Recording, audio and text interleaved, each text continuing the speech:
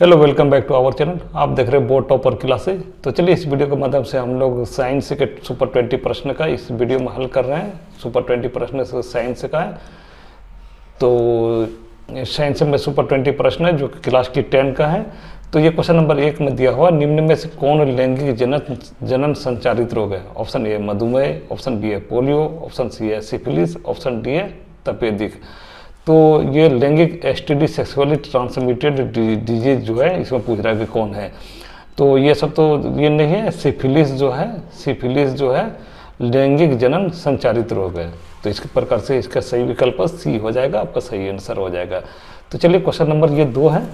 Question number 2, नर युग्मक तथा मादा युग्मक के मिलने से क्या बनता है? नर युग्मक जैसे कि स्पर्म बनता है, नर युग्मक रहता है स्पर्म, और मादा युग्मक जो होता है वो होता है ओवम के मिलने से क्या बनता है? ऑप्शन ए शुक्राणु, ऑप्शन बी है अंडाणु, ऑप्शन सी है जायगोट, ऑप्शन डी है इनमें से कोई नहीं।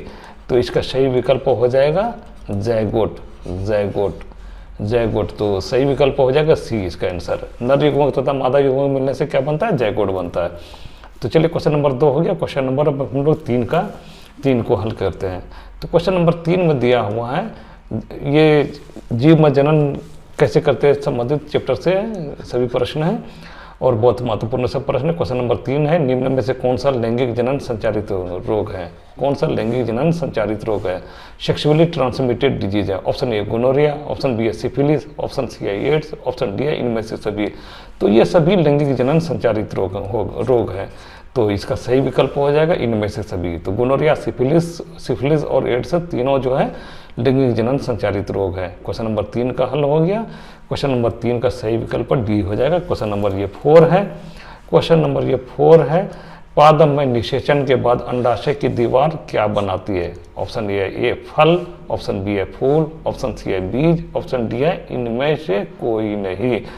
तो क्वेश्चन नंबर 4 का सही आंसर हो जाएगा फल। पादप में पेड़ पौधों में निषेचन के बाद अंडाशय की दीवार पे जो बनता है वो फल बनता है। अंडाशय की दीवार पे फल बनता है पादप में निषेचन के बाद पेड़ पौधा में।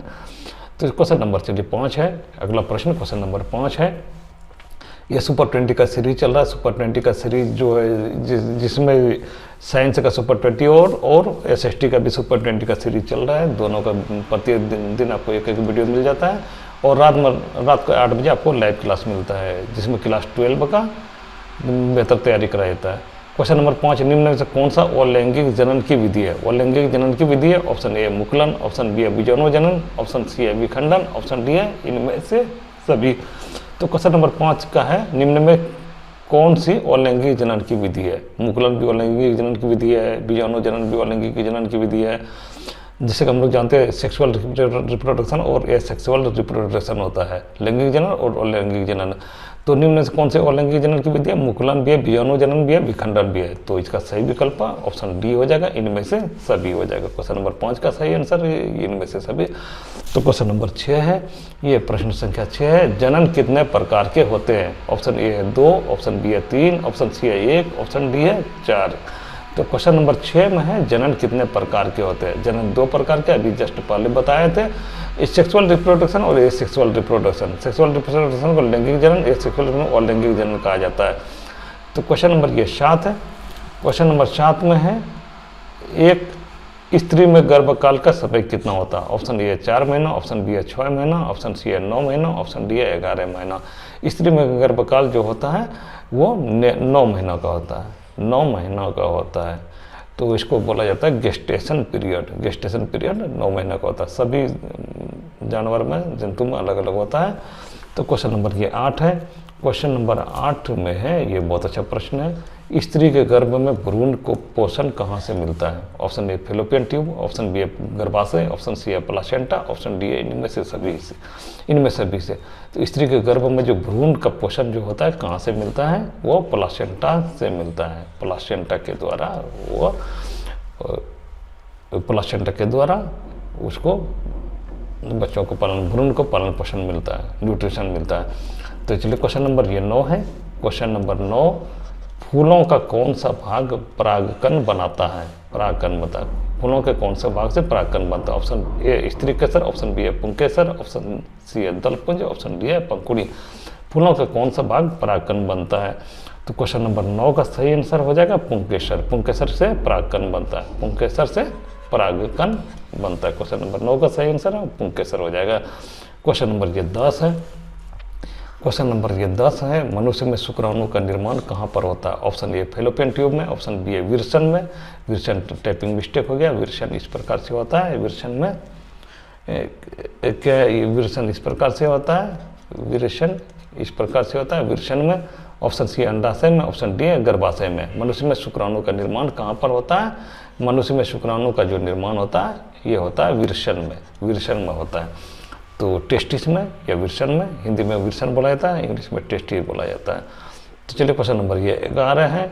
क्वेश्चन नंबर 11 में 11 का सही क्वेश्चन नंबर 11 में है, मनुष्य में कितने जोड़े गुणसूत्र पाए जाते हैं? ऑप्शन ए 21 जोड़े, ऑप्शन बी है 24 जोड़े, ऑप्शन सी है 23 जोड़े, ऑप्शन डी है 25 जोड़े।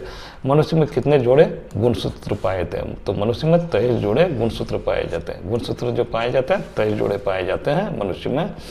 तो चलिए क्वेश्चन नंबर 11 का 23 जोड़ा हो गया। तो चलिए क्वेश्चन नंबर ये 12 है। और क्वेश्चन नंबर 12, स्त्री में अंडाशय की संख्या कितनी होती है? ऑप्शन ए 3, ऑप्शन बी है 2, ऑप्शन सी है 1, ऑप्शन डी है अनंत।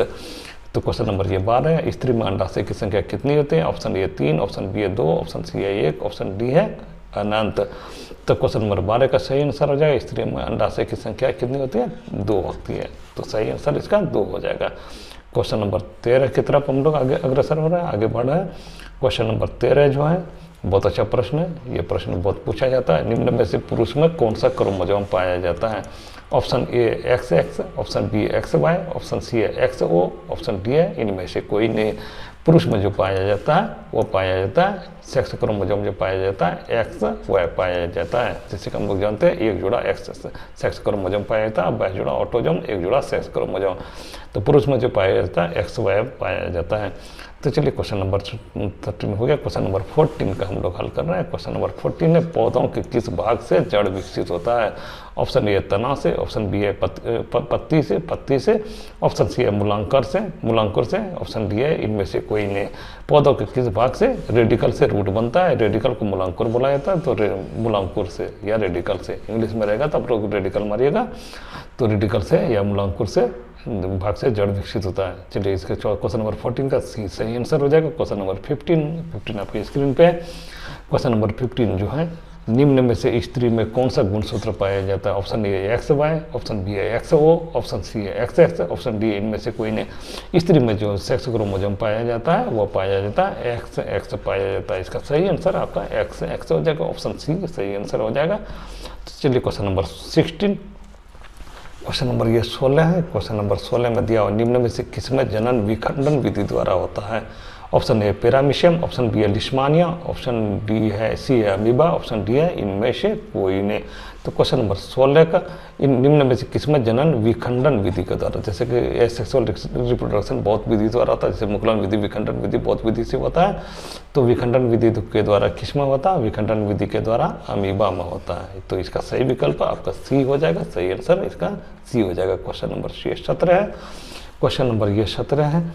क्वेश्चन नंबर 17 में, निम्न में से किसमें मुकुलन विधि द्वारा जनन होता है? मुकुलन विधि द्वारा जनन होता है। Option A amoeba, option B hydra, option C है राइजोपस, ऑप्शन डी है इनमें से कोई नहीं, इनमें से कोई नहीं। तो मुकुलन विधि के द्वारा जो जनन होता है वो होता है हाइड्रा में देखिएगा, हाइड्रा इस तरह का रहता है स्ट्रक्चर, हाइड्रा का इस तरह का स्ट्रक्चर रहता है। यहाँ पे बर्ड निकलता है और उसके बाद ये मुकुलन विधि के द्वारा ये पे दूसरा जो है फिर ये बन जाता है, क्या कहते हैं, हाइड्रा बन जाता है। यहाँ पे ये टूट जाता है यहाँ से, फिर ये हाइड्रा बन जाता है, यहाँ पे नया संतान बन जाता है उसका। तो चलिए क्वेश्चन नंबर 17 हो गया। क्वेश्चन नंबर आपका 18 है। निम्न में से द्विलिंगी पुष्प कौन सा है? क्वेश्चन नंबर 18 है। निम्न में से द्विलिंगी पुष्प कौन सा है? ऑप्शन ए पपीता, ऑप्शन बी है मक्का, ऑप्शन सी है गुलाब, ऑप्शन डी है इनमें से सभी। तो ये पूछ रहा है निम्न में से द्विलिंगी पुष्प कौन सा है? तो ऑप्शन ए पपीता, ऑप्शन बी है मक्का, ऑप्शन सी है गुलाब, ऑप्शन डी है इनमें से सभी। तो इसका सही आंसर हो जाएगा आपका ऑप्शन सी हो जाएगा, गुलाब हो जाएगा, गुलाब हो जाएगा। क्वेश्चन नंबर ये 19 सुपर 20 का ये सीरीज चल रहा है। सुपर 20 में आपको 20 प्रश्न पर डे आपको वीडियो मिल जाएगा, साइंस को SST का क्लास 10th का। तो क्वेश्चन नंबर 90 है नर युग्मक तथा मादा युग्मक के संलयन को क्या कहते हैं। नर युग्मक जैसे कि स्पर्म हो गया और मादा युग्मक हो गया ओवम, मादा युग्मक हो गया ओवम। तो इसके संलयन को क्या कहते हैं। ऑप्शन ए युग्मक, ऑप्शन बी है शुक्राणु, ऑप्शन सी है निषेचन, ऑप्शन डी है इनमें से कोई नहीं। तो इसको बोला जाता है निषेचन। नर युग्मक और मादा युग्मक के संलयन को निषेचन कहा जाता है, फर्टिलाइजेशन कहा जाता है, फर्टिलाइजेशन कहा जाता है। क्वेश्चन नंबर 20 आप लोग इसका कॉमेंट में आंसर बताइएगा। क्वेश्चन नंबर ये 20 है, यीस्ट में जनन किस विधि द्वारा होता है। ऑप्शन ए खंडन विधि, ऑप्शन बी है मुकुलन विधि द्वारा, ऑप्शन सी है दोनों विधि द्वारा, ऑप्शन डी है इनमें से कोई नहीं। तो यीस्ट में जनन किस विधि के द्वारा होता है। ऑप्शन ए खंडन विधि द्वारा, ऑप्शन बी है मुकुलन विधि द्वारा, ऑप्शन सी है दोनों विधि द्वारा, ऑप्शन डी है इनमें से कोई नहीं।